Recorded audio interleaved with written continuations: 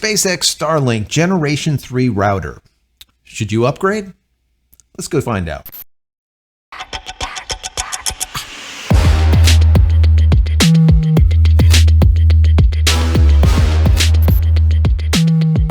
Hey everybody, welcome back to the channel. Thank you so much once again joining me for tea time. Today we have a little bit of dark temptation yet again.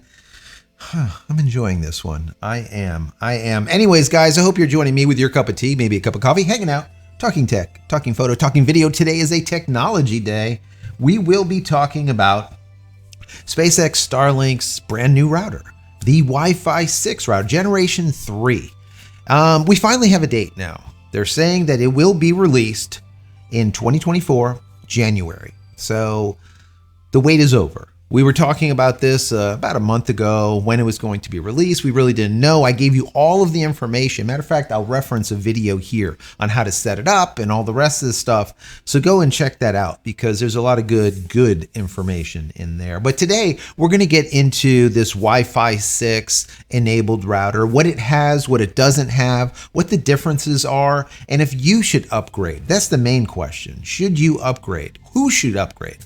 That's what we're going to get into today. So before I get into it, I want to say that if you haven't downloaded any of my ebooks, go check them out. They're free. Go to JCristina.com/books. Also, if you enjoy this content, even in the least, throw it a thumbs up. That'll be very helpful. And if you haven't subscribed, consider doing so. And if you are subscribed, click this little button over here. So when I go live or when a new video comes out, you will be notified of it immediately. And if you want to say thank you for all of my hard work, that's a thank you button. You can click down there if you like. If not, that's fine too. Consider becoming a member of the channel. That would be even better. And if you're looking for a VPN, check out PureVPN. The nice folks over there gave us a promo code, which is JCristina. At checkout, you will get 15% additional off. If you just want to use a URL, go to JCristina.com/VPN. It'll do it automatically for you.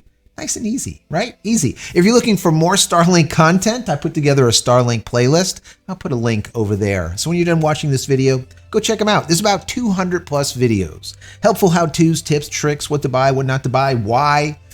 This channel is always about the why, as I always say. So I was reading over on PC Magazine an article about this new router, and they did a pretty good job of putting it together. I'm going to give you more information, though. I'll dig a little deeper, as I always do, and give you more of the why, like I always say. So let's get right into this, and then I will tell you why or why you should not purchase this brand new Generation 3 router from SpaceX Starlink. So it starts out by saying the Generation 3 product will be available to existing Starlink customers as a mesh router. SpaceX seems to have settled on a release date for the new Starlink Wi-Fi 6 router, with the product set to arrive for all customers in January. The release date comes from the official Starlink website, which previously said only invited customers in the US could buy the Wi-Fi 6 router. Now, I can attest to that because I actually tried to get an invite to get that so that I can purchase one so I can show you, but I haven't heard anything as of yet. Now, it really doesn't matter. We're like a month away and we'll be able to pick one up anyways. So on Tuesday, a Reddit user spotted the company quietly updating the product information page with a new line, quote, "The Generation 3 router is expected to be available as a mesh router in January 2024. This means SpaceX plans on selling the product as an accessory to existing customers looking to boost Starlink coverage in their homes. Each Starlink dish already comes bundled with a Generation 2 or Generation 1 Wi-Fi router, but the key drawbacks is how it only supports Wi-Fi 5. They are referring to the Generation 1 and the Generation 2. This new Generation 3 does support Wi-Fi 6, and I'm going to get into that.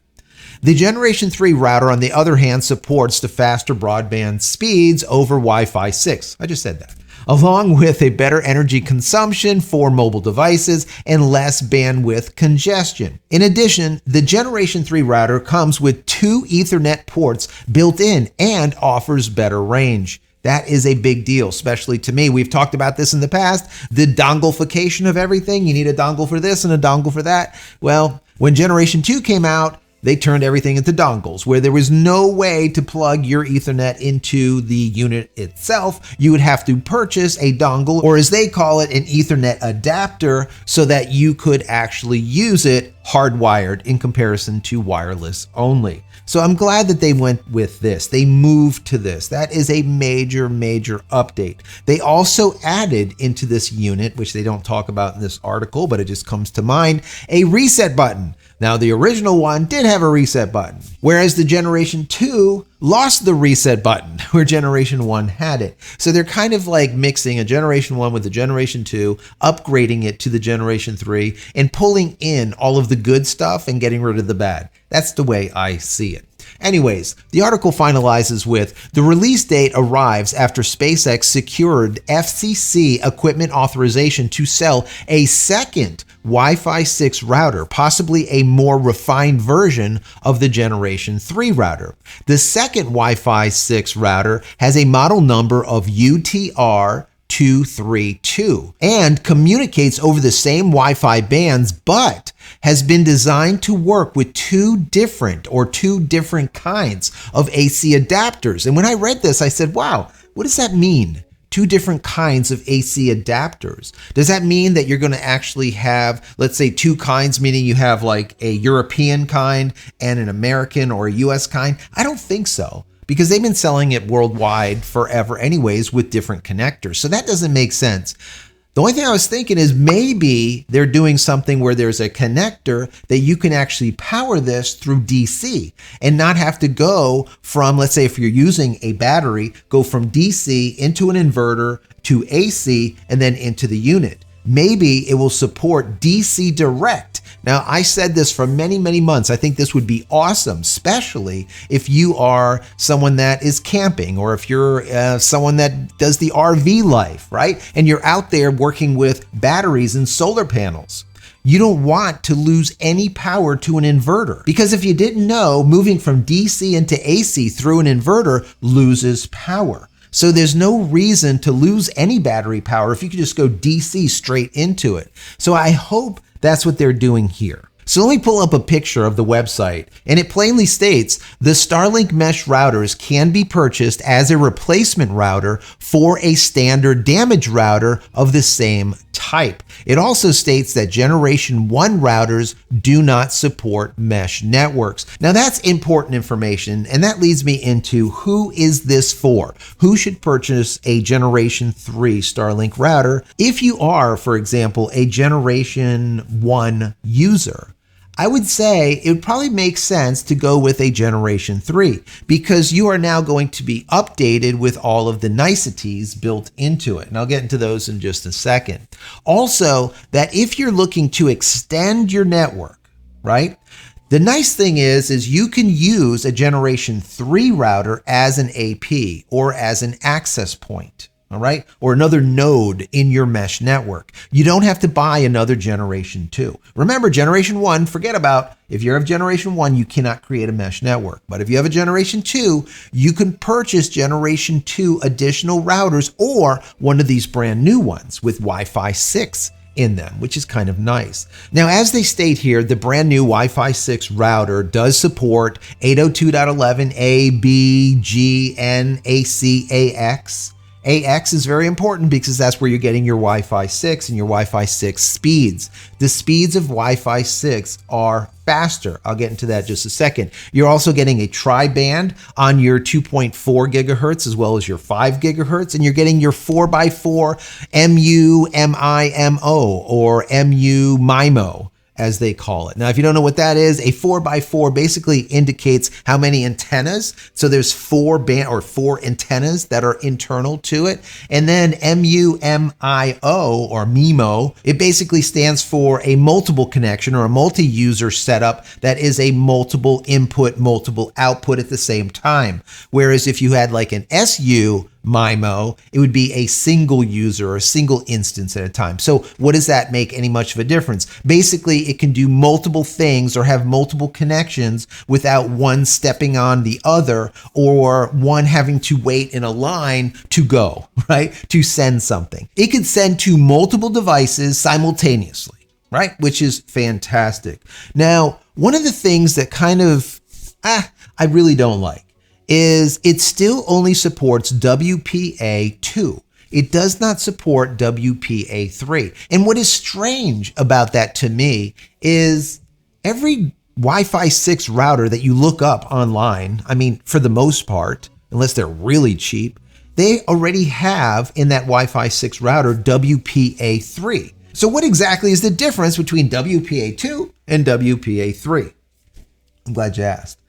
Basically, the WPA3 is more secure. It offers enhanced encryption strength. Also, it protects against offline dictionary attacks. I'm not even going to get into all those. Also, it does that individualized encryption or data encryption. But once again, this generation 3 does not have it. It only offers WPA2. And like I said, I've never seen a Wi-Fi 6 or an AX type of router not offer WPA3. I mean, it's very rare.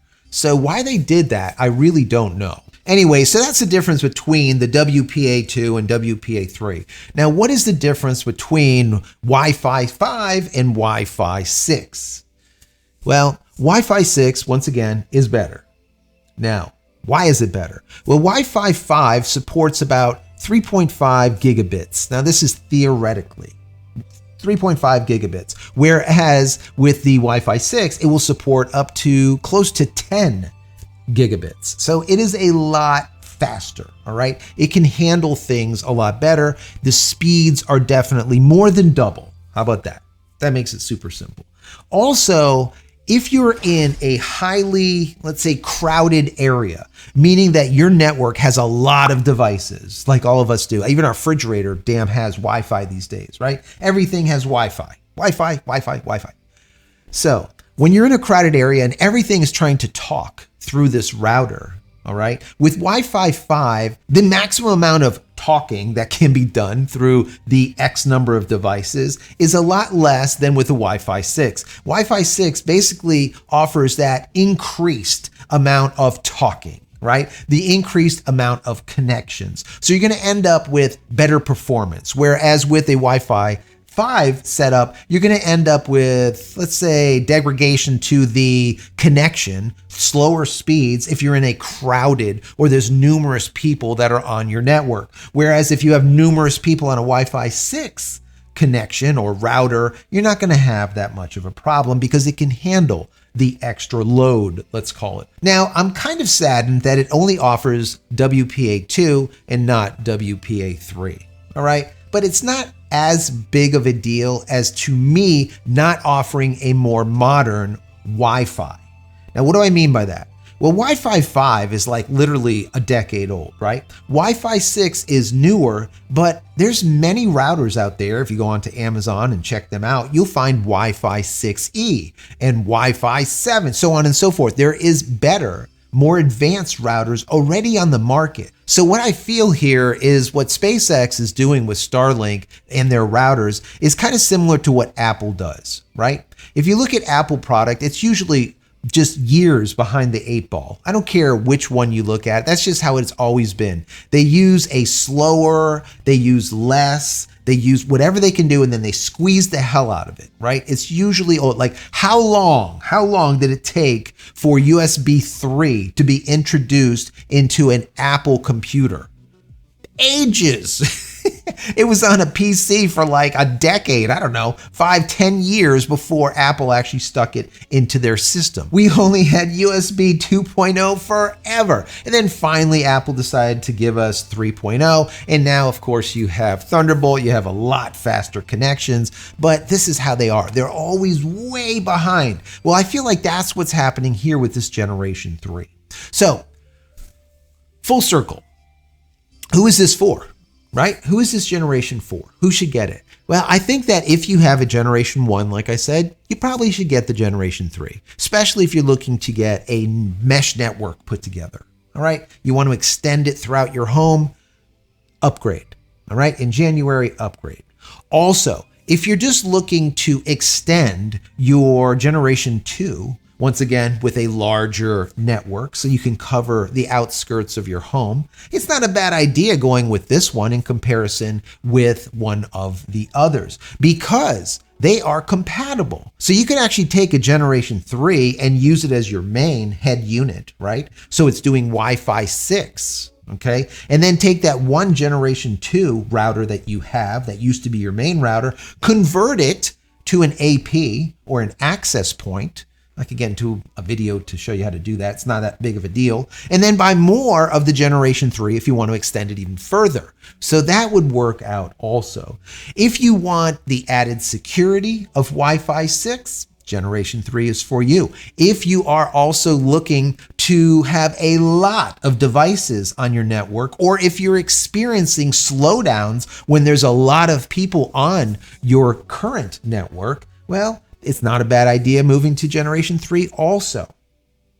So, all in all, I think it's fantastic. I think that the Generation 3 will be going into a lot of the systems moving forward. I also hope and pray for all of you guys that are RVers and people that are out and about using a battery to run this thing and solar panels to charge that battery. I hope they move into a DC straight in to DC connector so you do not have to go from DC to the AC going through an inverter and then losing power, because that's not good for anyone. You're definitely losing power. Now, they did say in this article that it actually helps with power. It lowers power. But in my last video, I showed you that it doesn't. It actually uses more power than a Generation 2.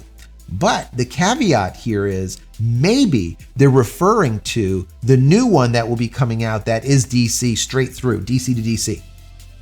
And if that is the case, then that is a correct statement. So I really don't know. Anyways, guys, are you looking for a Generation 3 router? Are you going to pick one up? Down below, let me know.